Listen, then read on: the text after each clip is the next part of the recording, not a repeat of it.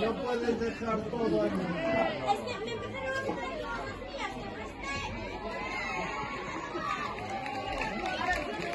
Pero me da igual. Pero tiene que cargar con todo lo que sale un plato. ¿Alguien me ayuda, por favor?